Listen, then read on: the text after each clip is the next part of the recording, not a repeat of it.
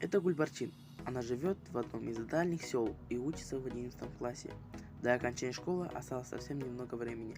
Учится она очень хорошо. Сдала она экзамен на высший балл и прошла общий республиканский тест. Гульбарчин мечтала после окончания школы посетить зарубежные страны и мечтала обучаться в одном из вузов на иностранном факультете. Однако этим мечтам не суждено было сбыться. Отец Гульбарчин решил выдать ее замуж. Гульбарчин не верила в то, что слышит. «Как такое возможно?» — говорила она.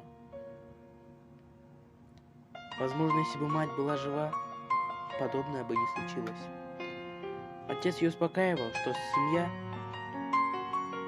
не бедная и порядочная.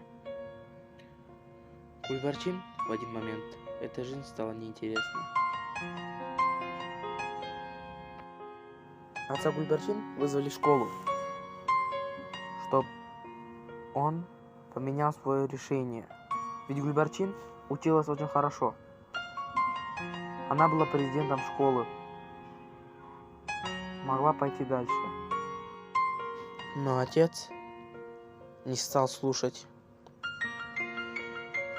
Он лишь говорил, что так в народе принято.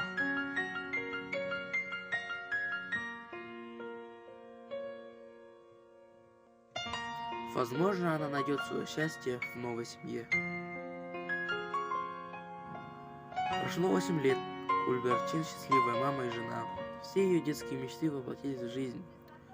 В этом ей помогла ее новая семья.